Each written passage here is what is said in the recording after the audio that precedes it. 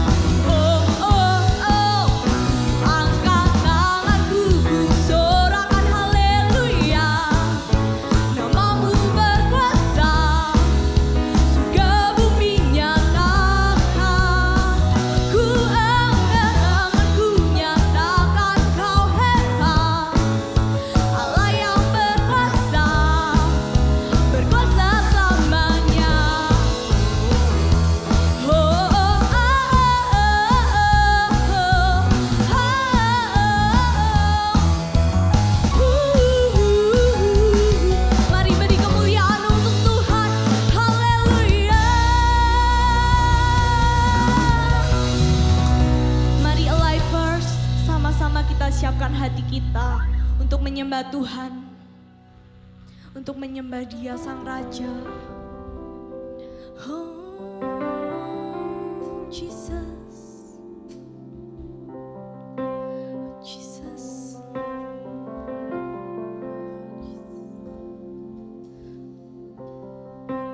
Terima kasih.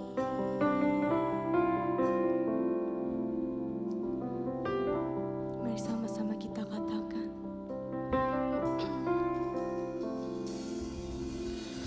Jesus at the center of it all. Jesus at the center of it all.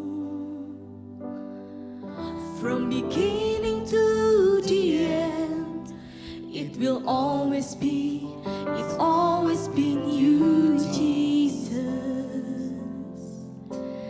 Jesus, Jesus. Jesus be the center of my life. Jesus be the center of my life. From beginning to the end, it will always be, it's always been you, Jesus. Jesus, nothing else matters. Nothing in this world we do. Oh, Jesus. Jesus, you're the center, and everything revolves around you. Jesus, Jesus be the center of it all. Oh, Jesus, Jesus the center of it all. From beginning to the end, it will always be, it's always been you, Jesus. Jesus, nothing else matters. Nothing in this world we do. Oh, Jesus. Jesus, you're the center, and everything revolves around you. Jesus, nothing else matters. Nothing in this world we do. Oh, Jesus. Jesus, you're the center, and everything revolves around you. Jesus, you from my heart to the heaven. Jesus, be the center. It's all about you. Yes, it's all about you. From my heart to the heaven. Oh, Jesus, it's all about you. Yes, it's all about from my heart, Lord Jesus. Jesus, be the center. It's all about you. Yes, it's all about you. From my heart to the heaven. Jesus, be the center. It's all about you. Yes, it's all about you.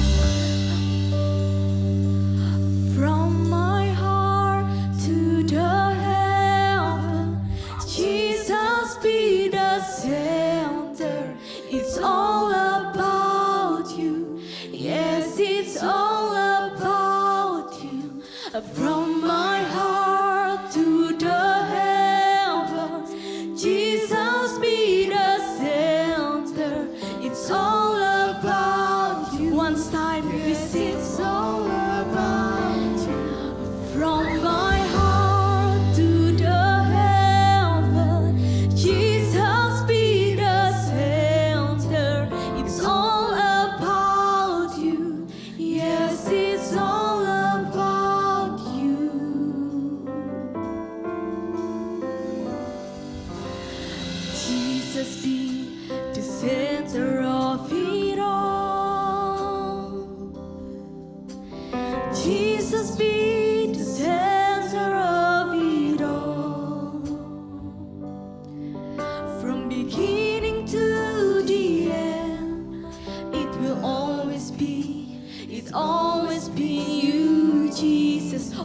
Jesus, Jesus, oh Jesus, Jesus, oh Jesus, Jesus, oh Jesus,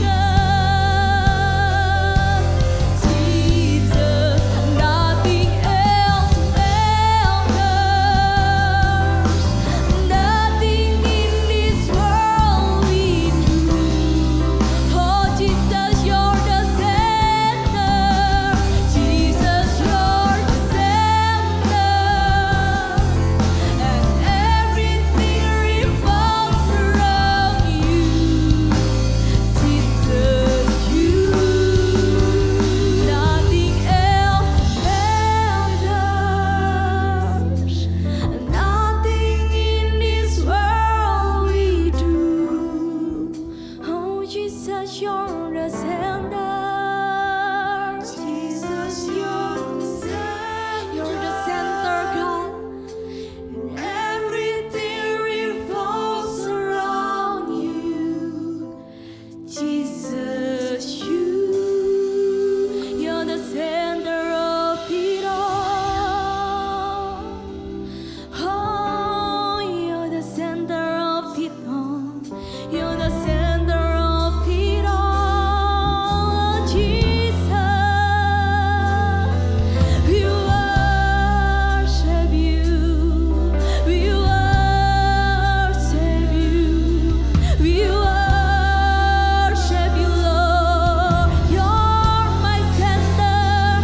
You are my Lord. We worship you, Lord. Come on, we sing. We worship you, Jesus. We worship you, Jesus. Hallelujah.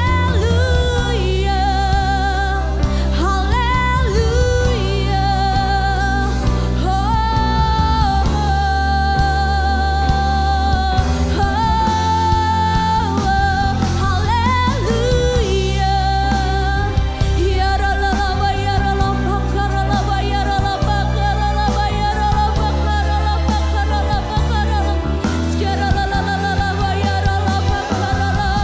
We bless you, Lord.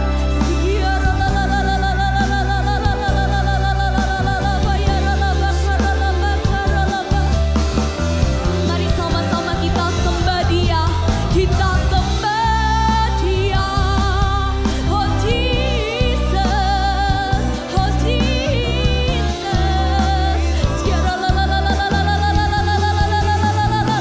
You're the center of it all. You're the center of my life. Oh, only you, Jesus.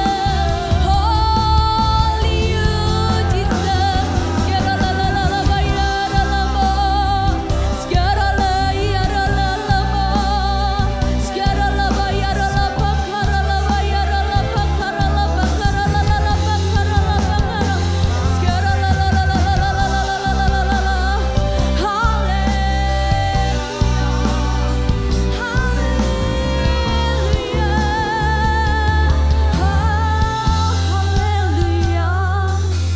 Ajar kami untuk menyembah-Mu, ajar kami untuk menyenangkan hati-Mu.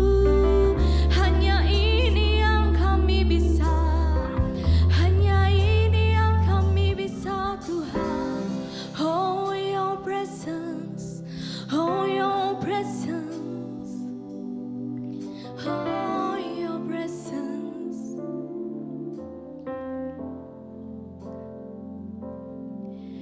Your presence is heaven to me.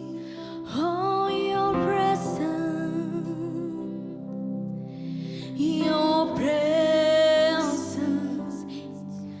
is heaven to me. Oh, your presence, God. Oh, your presence, oh, presence is heaven to me. Your presence, Lord, your presence, Holy Spirit.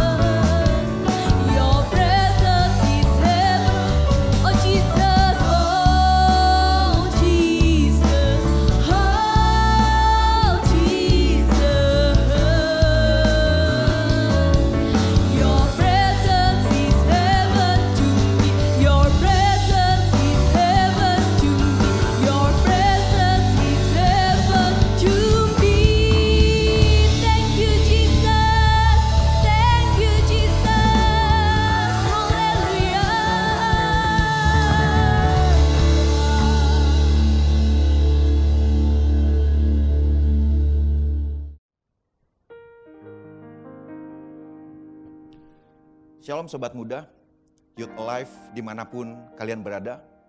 Senang saya bisa menyapa kalian dari tempat ini. Sebelum kita masuk dalam firman Tuhan, mari kita satukan hati dalam doa. Bapa, kami ucap syukur, terima kasih sebab Engkau adalah Allah yang begitu luar biasa bagi kami. Allah yang selalu menjadi pendahulu kami dan yang akan membuka jalan dalam setiap kebuntuan masalah kami Tuhan. Mari Roh Kudus Kau yang berbicara sepenuhnya Tuhan melalui kegiatan ini Tuhan. Sehingga firman-Mu tidak akan kembali dengan sia-sia, namun akan tertanam dalam kedua hati kami untuk terus bertunas bertumbuh, yang akhirnya membuahkan buah karakter bagi kami, sehingga kami dapat menjadi terang garam dimanapun kami berada. Terima kasih Bapa, urapan-Mu adalah bibir mulut hamba-Mu.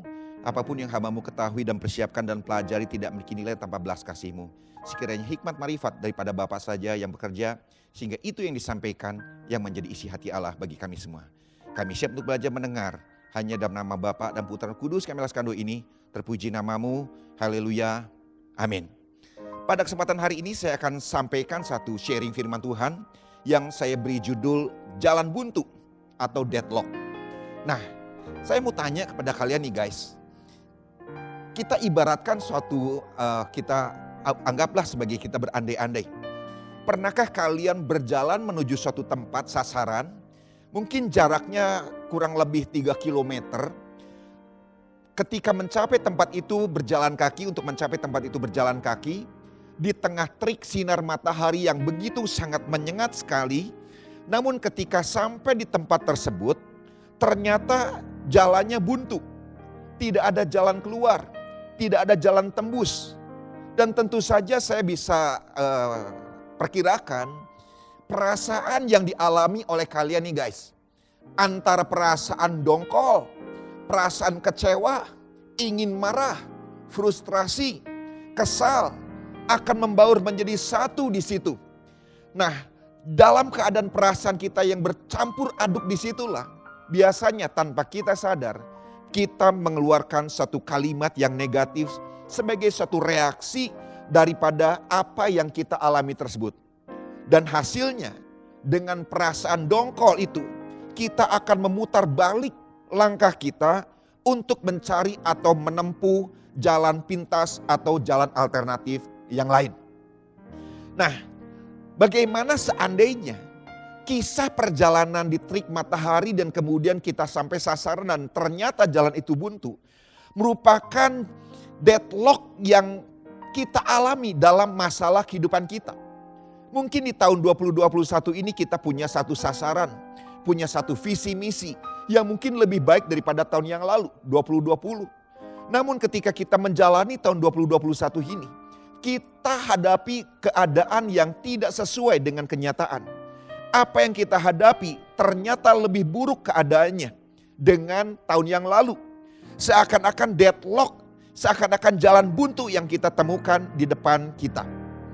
Nah, jika kita mengalami hal-hal ini, saya mau katakan begini nih guys. Jangan cepat kita putus asa.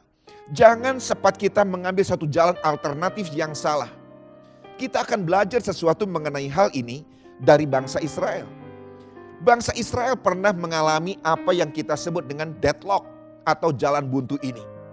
Mari kita lihat di dalam kitab Keluaran ayat yang ke-14, ayat yang ke-9. Kitab Keluaran 14 ayat yang ke-9. Firman Tuhan berkata seperti ini. Adapun orang Mesir, segala kuda dan kereta Firaun, orang-orang berkuda dan pasukannya, mengejar mereka dan mencapai mereka pada waktu mereka berkemah di tepi laut dekat Pihahirot di tepan Baal Shefon. Ayat 10-nya. Ketika Firaun telah dekat, orang Israel menoleh, maka tampaklah orang Mesir bergerak menyusul mereka. Lalu sangat ketakutanlah orang Israel dan mereka berseru-seru kepada Tuhan. Guys, kita perhatikan dalam hal ini. Bangsa Israel tadinya menjadi budak di Mesir selama kurang lebih 400 tahun. 400 tahun itu memakan berapa generasi yang menjadi budak. Artinya selama mereka menjadi budak, mereka tidak punya hak atas pribadi mereka. Mereka tidak ada hak apapun atas kehidupan mereka. Mereka bukan bangsa yang merdeka. Tapi mereka menjadi bangsa yang terjajah, yang harus mengikuti apa kata para penjajah untuk mereka lakukan. Jelas mereka menjadi bangsa yang terikat dan tidak bebas. Namun suatu kali Allah berjanji untuk memberikan mereka suatu tanah, tempat, limpah susu dan madu, artinya penuh dengan berkat. Dan di tempat itu mereka akan menjadi bangsa yang merdeka. Bangsa yang tidak dijajah. Bangsa yang dapat menentukan nasib mereka itu sendiri. Namun pada waktu mereka menyambut berita ini dengan janji Allah ini dengan sukacita. Dan mereka keluar dari Mesir berjalan kaki menuju tanah perjanjian. Namun di tengah perjalanan mereka berjumpa dengan suatu laut yang begitu luas yang disebut dengan yang bernama Laut Teberau. Ketika mereka berhadapan dengan Laut Teberau, rasanya mereka mencapai tanah perjanjian, apa yang dijanjikan itu seakan-akan jalan buntu, deadlock di sana. Secara logika mereka, gak akan mungkin mereka dapat melampaui atau melintasi Laut Teberau tanpa menggunakan perahu. Bisa kita bayangkan, ada sekitar 3 juta orang Israel yang keluar dari Mesir dipimpin oleh Musa untuk masuk tanah perjanjian. Artinya untuk dapat melintasi daripada Laut Teberau ini, mereka harus membutuhkan banyak perahu. Nah, sekarang bagaimana jika mereka harus membuat perahu? Pada waktu mereka menatap ke depan, mereka melihat Laut Teberau yang begitu luas. Namun ketika mereka menatap ke kanan dan ke kiri, hanya ada hamparan padang gurun yang begitu luas. Tidak ada satu pohon di sana. Artinya pengharapan itu tidak mereka raih. Seakan-akan buntu di sana dan deadlock di sana. Dan pada waktu itulah mereka menoleh ke belakang dan mereka melihat pasukan Firaun sudah dekat mengejar mereka dan menangkap mereka. Kadang-kadang kita pun mengalami hal yang sama. Ketika kita akan mencapai satu visi misi kita, cita-cita kita. Namun di tengah perjalanan hidup kita mengalami apa yang disebut dengan deadlock, jalan buntu. Dan biasanya ketika kita mengalami kondisi seperti itu, kita akan coba menoleh lagi ke belakang, melihat masa lalu yang pernah kita tinggalkan dan memori kita kembali recalling di sana. Teringat akan peristiwa yang dulu. Demikian juga bangsa Israel sama. Ketika mereka menoleh ke belakang, kita akan lihat di ayat yang ke-10. Ketika Firaun telah dekat, orang Israel menoleh, artinya melihat ke belakang. Maka tampaklah orang Mesir bergerak menyusul mereka, lalu sangat ketakutanlah orang Israel dan mereka berseru-seru. Artinya timbullah rasa ketakutan dalam diri bangsa Israel ini. Pada waktu mereka mengalami jalan buntu atau deadlock tersebut. Mereka berusaha melihat ke belakang. Jangan-jangan apa yang saya kerjakan ini adalah hal yang sia-sia. Nasib saya tidak ada bedanya dengan masa lalu di tahun yang lalu. Di waktu yang lalu pernah mengalami kegagalan. Artinya kegagalan itu pun pasti akan menghantui saya, mendera saya, kembali akan saya alami. Sehingga yang muncul adalah perasaan yang sangat-sangat ketakutan yang dialami oleh bangsa Israel ini. Ketika kita mengalami jalan buntu, tentu kita pun akan melakukan hal yang sama seperti apa yang dilakukan oleh bangsa Israel. Mereka ketakutan, kita pun kadang-kadang takut ketika kita merasa gagal jalan buntu di tengah deadlock di depan kita. Sehingga seakan-akan cita-cita kita tidak kita raih, tidak akan dapat kita capai ataupun kita gapai. Yang akhirnya yang terjadi, mulut kita mengeluarkan suatu kata-kata yang justru berdampak negatif. Kata-kata yang bertentangan dengan firman Tuhan, kata-kata yang tidak membuat semangat kita untuk bangkit. Tetapi kata-kata yang justru membuat kita down dan segala macam. Namun dari peristiwa ini nih kita akan melihat Tuhan sedang mengajar kita 2 hal dari pengalaman ini. Dari bangsa Israel ini. Bila mana kita mengalami permasalahan deadlock dalam jalan hidup kita. Jangan pernah kita untuk menyerah. Tuhan ajarkan kepada kita satu hal. Yaitu jangan pernah merasa takut. Kita akan lihat di ayat yang ke-10 dan ayat yang 11. Saya ulangi lagi. Ketika Firaun telah dekat, orang Israel menoleh. Maka tampaklah orang Mesir bergerak menyusul mereka. Lalu sangat ketakutanlah orang Israel. Dan mereka berseru-seru kepada Tuhan. Dan mereka berkata kepada Musa, apakah karena tidak ada kuburan di Mesir, maka engkau membawa kami untuk mati di padang gurun ini? Apakah yang kau perbuat ini terhadap kami? Dengan membawa kami keluar dari Mesir, Bukankah ini, sampai di situ ya. Oke. Apa yang terjadi kita lihat. Bangsa Israel mengalami apa yang dikatakan ketakutan. Ketika mereka menghadapi jalan buntu, bangsa Israel justru mengalami apa yang disebut dengan keputusasaan. Dan perasaan ketakutan yang luar biasa. Lalu kalimat yang keluar dari mulut mereka adalah seruan-seruan yang justru bernandakan negatif. Ayat 11 dengan jelas dikatakan, ketakutan itu justru kalau kita perhatikan merupakan musuh akan iman kita. Semakin kita takut, semakin lemahlah keadaan kita. Sehingga kita pun tidak punya kekuatan dan keberanian untuk melakukan sesuatu. Oleh sebab itu, dalam peristiwa ini, Allah justru memerintahkan kepada kita agar jangan takut. Pada waktu kita mengalami kondisi seperti ini. Pada waktu kita menjalani kehidupan kita dan kita seakan-akan deadlock, jalan buntu di depan kita. Tuhan ingatkan, jangan takut. Tentu kalian ingat ada satu tokoh di Alkitab yang bernama Yosua. Yosua ini adalah pengganti atau suksesi daripada Musa. Dia mendapatkan tugas untuk memimpin bangsa Israel masuk menuju tanah perjanjian. Merebut satu jengkal demi jengkal tanah perjanjian ini. Tentu sebagai pemimpin yang baru, Yosua gak pede. Ketika dia lihat pemimpinnya, Musa, demikian juga gagal untuk bisa masuk tanah perjanjian. Begitu hebatnya Musa jadi pemimpin, namun bisa gagal untuk masuk tanah perjanjian. Apalagi dia, siapakah dia yang sebelumnya adalah hamba daripada Musa. Namun ketika dia dipercayakan untuk menggantikan Musa memimpin bangsa Israel masuk tanah perjanjian. Seakan-akan deadlock yang dihadapi. Namun Tuhan ngomong sebanyak kurang lebih 4 kali kepada Yosua. Berkata, kuatkan dan teguhkanlah hatimu. Kuatkan dan teguhkanlah hatimu. Kata kuatkan dan teguhkan hatimu artinya jangan kamu takut, jangan kamu gentar.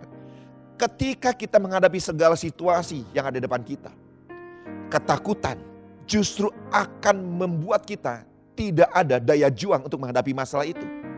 Ketakutan dalam menghadapi masalah justru tidak akan pernah memberi jalan keluar bagi kita. Ketakutan adalah roh yang harus dilawan dan dikalahkan.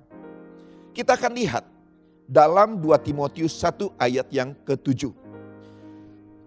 2 Timotius 1 ayat yang ke-7, di mana firman Tuhan berkata, sebab Allah memberikan kepada kita bukan roh ketakutan, melainkan roh yang membangkitkan kekuatan, kasih, dan ketertiban. Dari ayat ini jelas sekali kenapa Allah melarang kita untuk takut.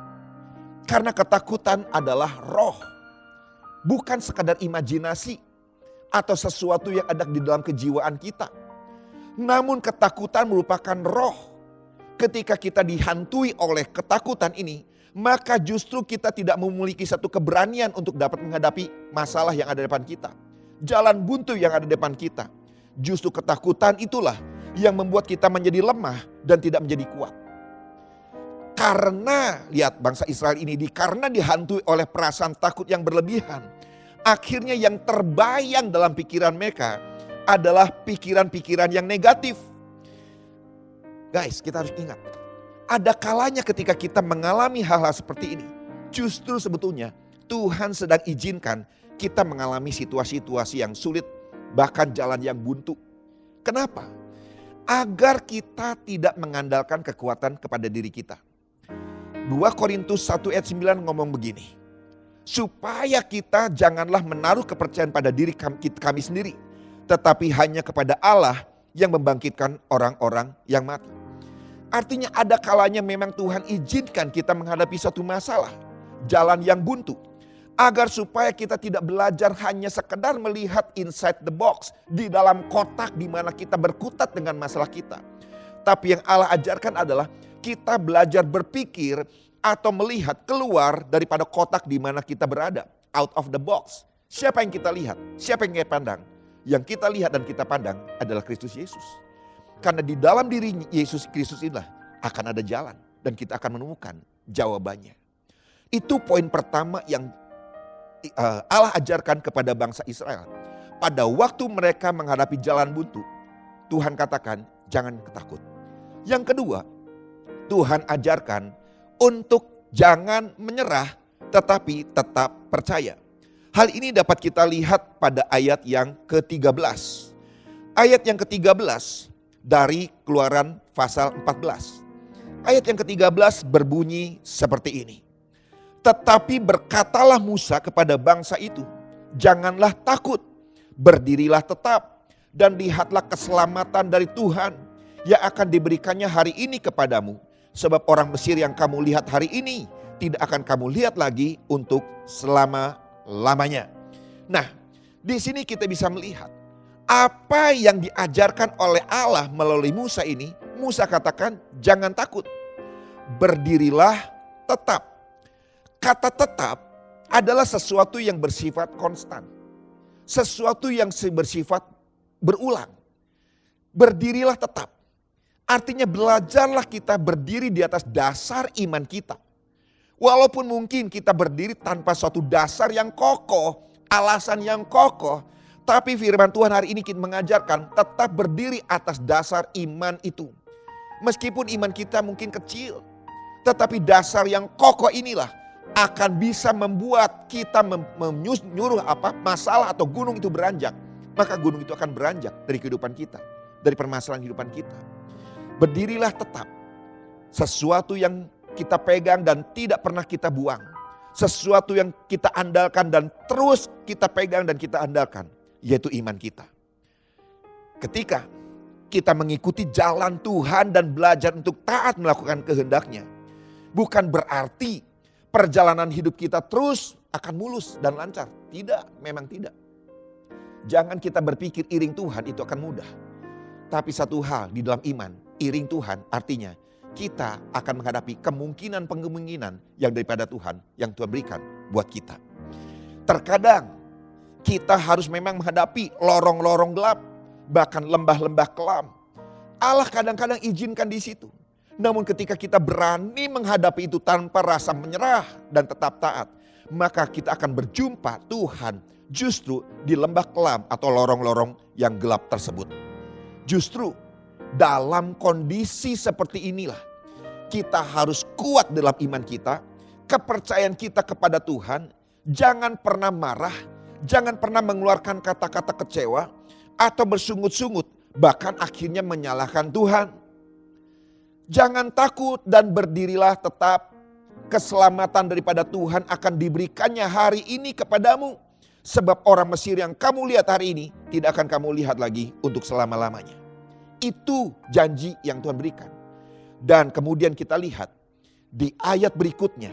Justru bangsa Israel melihat pembelaan yang dahsyat yang daripada Allah. Nah, jadi sobat muda, secara kasat mata dalam hal ini, umat Israel sedang diperhadapkan pada sebuah jalan yang buntu, deadlock. Namun Tuhan memerintahkan mereka untuk bergerak maju terus.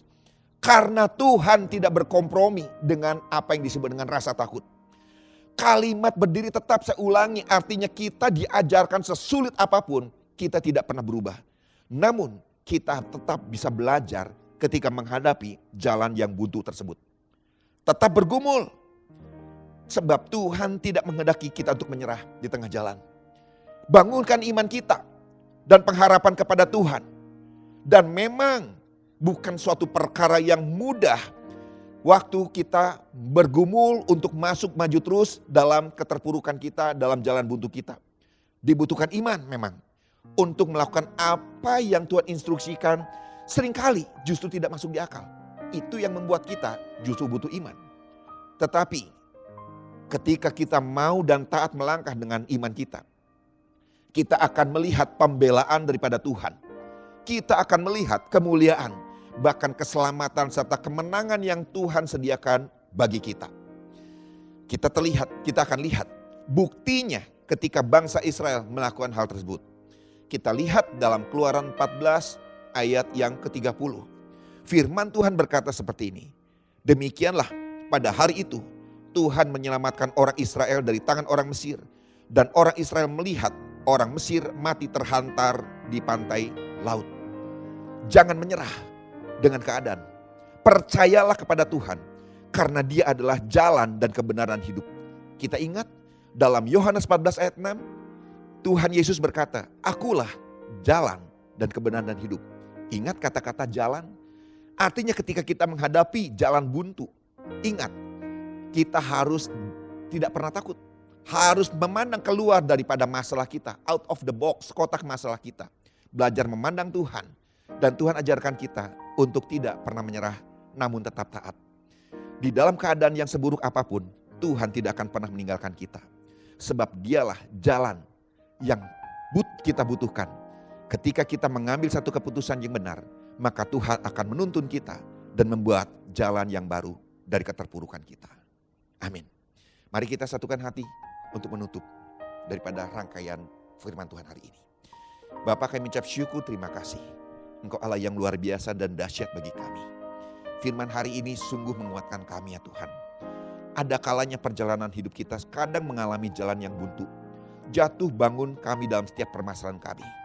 Bahkan ketika kami jatuh bangun dalam setiap masalah kami ini, disitulah kami kadang-kadang merasa putus asa dan hilang pengharapan. Namun hari ini kami belajar dari firman-Mu. Belajar dari bangsa Israel. Ketika mereka sedang menghadapi masalah yang berat ini, jalan yang buntu seakan-akan di depan mereka. Tuhan ajarkan agar mereka tidak pernah takut. Namun tetap menaruh kepercayaan kepada Tuhan. Tetap taat dan tidak pernah menyerah dengan keadaan apapun yang sedang mereka hadapi. Bapak, bila mana hari ini kita sedang menghadapi masalah yang sama, mari Allah ajarkan melalui firman ini Tuhan, agar kami tidak takut dan tidak menyerah, namun tetap taat akan kehendak Tuhan. Sehingga kita semua akan melihat kemuliaan yang daripada Tuhan, itu yang akan terjadi dalam kehidupan kami ini semua. Terima kasih ya Tuhan Yesus, Kau yang memberkati daripada Youth Alive yang ada di kota Malang ini Tuhan, jadikan mereka terang dimanapun mereka berada. Baik di lingkungan kampus, di lingkungan sekolah, bahkan di lingkungan keluarga mereka. Terima kasih ya Tuhan Yesus. Kami alaskan doa ini hanya dalam nama Bapa, Putra, Roh Kudus. Terpuji namamu. Mari sobat muda, sebelum kita mengakhiri kegiatan acara ini, mari kita buka hati dan kedua tangan kita untuk menerima doa berkat. Saudara yang terkasih, sobat-sobat muda, di mana engkau berada. Kembalilah dalam kehidupanmu, pekerjaanmu, studimu, tanggung jawabmu, keluargamu. Dan ingat akan komitmenmu dengan Tuhan Yesus. Pulanglah dan terimalah berkatnya. Tuhan memberkati engkau dan melindungi engkau. Tuhan menyinari engkau dengan wajahnya dan beri kau kasih karunia. Tuhan menghadapkan wajahnya kepadamu dan beri kau damai sejahtera. Kasih anugerah, limpah rahmat di Tuhan kita Yesus Kristus dalam persekutuan yang indah dan dengan Roh Kudus akan mengawali setiap langkah kakimu keluar masukmu mulai hari ini sampai Maranatha. Ketika Yesus datang untuk kali kedua, menjemput kita semua sebagai mempelai Kristus yang kudus, bahkan kekal selama-lamanya. Yang percaya dan telah menerima, mari sama-sama kita katakan, amin. Tuhan Yesus memberkati. Shalom.